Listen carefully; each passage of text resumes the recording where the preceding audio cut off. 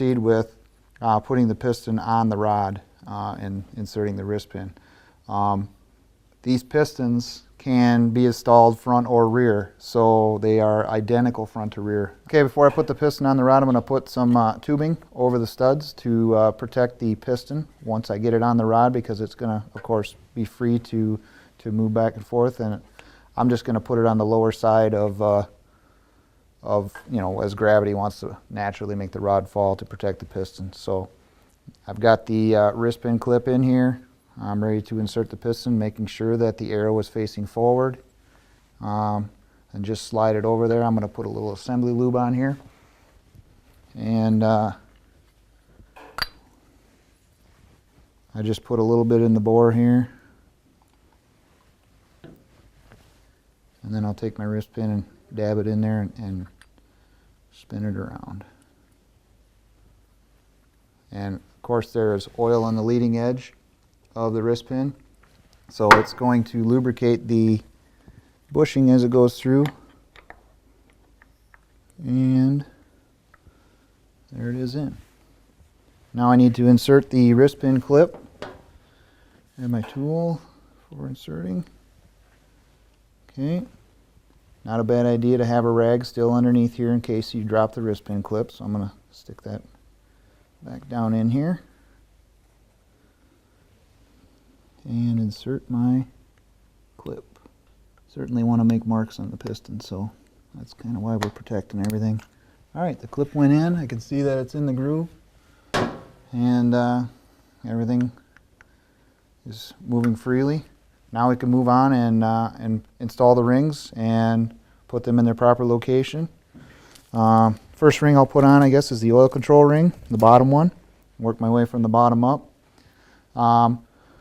It's not real important where the end gaps are at this point, because we're of course going to be moving everything around. We'll do that right before we go to install the cylinder.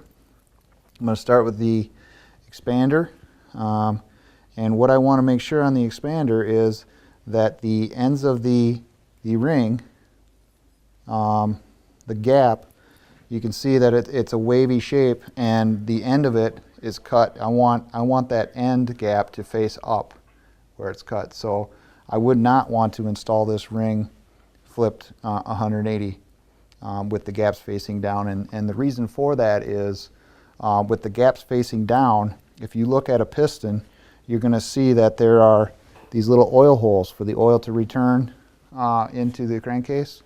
And with that gap facing down, if that ring, that oil expander, should ever come to the gap in the rail, of course it can catch that oil hole. So if it's facing up, it never will ever catch that oil hole, because there are no oil holes on the top of the oil ring groove. Okay, so maybe too much information, but nevertheless there's a reason for what we do when we assemble these things. So I have the expander gap facing up. Put my rail on, and I guess when I put my rail on, I'm automatically going to put the gap, I would say, at least an inch away from the end gap of the expander. So the gap of my expander is here, the gap of my rail is here. Now the gap of my rail could be here, here, here, just as long as it's away from the end gap of the expander. Okay, and the top, I'm going to put the top rail on, keeping the gap away from my expander gap.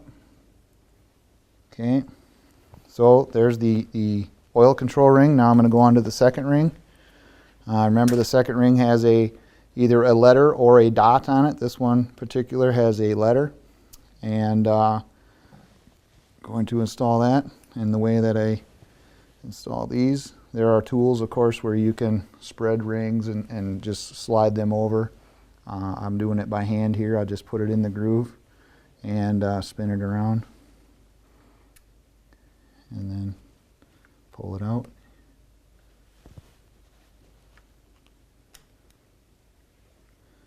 It certainly is possible, because these rings are so hard, to break a ring, and not an uncommon phone call if you're not careful with your rings to have a broken ring set.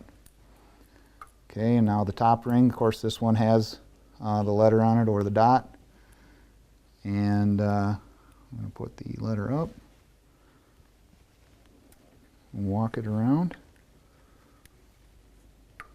Okay, all my rings are on my rear piston. I got my arrow facing forward, all my wrist pin clips are seated. Now I'm at a point where I can lubricate the rings and you know, spin them around and kind of get some oil down in the grooves, because the piston, of course, sees the most pressure in the engine and the most heat. So we want to give it every chance we can for it to live and break in. So what I'm going to do is take some assembly lube and just lay a little bead here up on the top. And just kind of saturate it.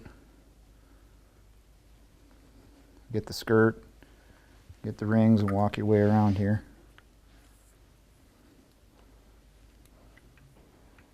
You don't want to have so much on here that it's, you know, just dripping off the piston, but you want to have plenty of it on there. Now I'm just going to kind of roll the rings around and try and get it worked into the grooves a little bit, best I can.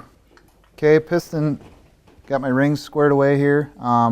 What you want to do is, or what I'm going to do is the top ring here, you'll notice I have the gap over here. This would be the intake side, which would be, relatively speaking, the cooler side of the piston.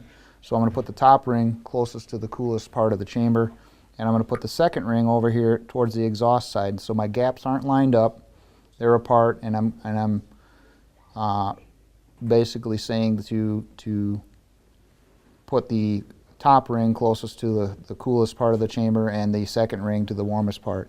And then my expander and my oil ring end gaps, I put my expander gap right here because when I put my ring compressor on here, you're going to be able to see through the gap in the ring compressor to verify that your expander isn't overlapping or popping out of the groove, because here again, this expander is a really thin ring. It's fairly flimsy. It's easy for it to pop out of place. So we're going to make sure that we visually see it go into the bore and be intact. Okay, so now I'm going to grab my cylinder. I'm going to put this O-ring on the base, and then I'm going to put my ring compressor on here and install the cylinder. Here I just slid my O-ring over the bore. It just sits on there, and I'll put my ring compressor on here. You can see how this is offset towards the top.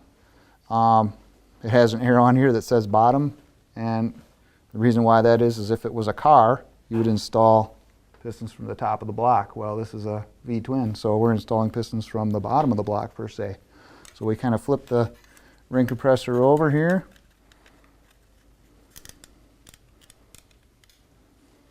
Get it in place. Have our clamp.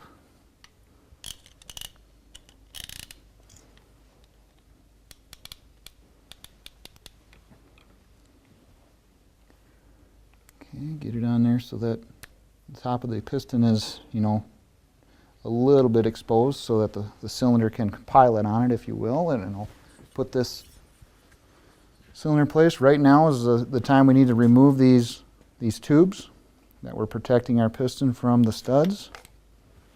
I'll set them aside. Cylinder's wiped down, nice and clean. I got my O-ring on. I have my O-ring here on the base dowel as well. So everything is in place. I got to pull my rag out of place here. And we're going to slide the cylinder onto the piston. Okay. I'm going to put a rag underneath this tool here so when it slides down it protects that. And then I just slowly push her down. Sometimes it might take a couple of tries because the rings want to pop out of your tool and do their own thing. Kind of support the piston with my hand, and there she goes.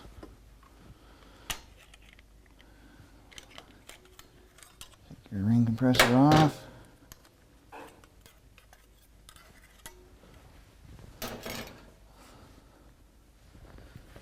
All right, now make sure you got some good ample lubrication on your skirt to your piston. And as you push it down, if you get, if you want to put some assembly lube on there, just push it down so that it gets past the skirt. And then you can take and just wipe off any lubricant that's hanging on the spigot here, and then slide it down. And the idea is so that you don't leave a big glob of oil here when it goes past the spigot bore.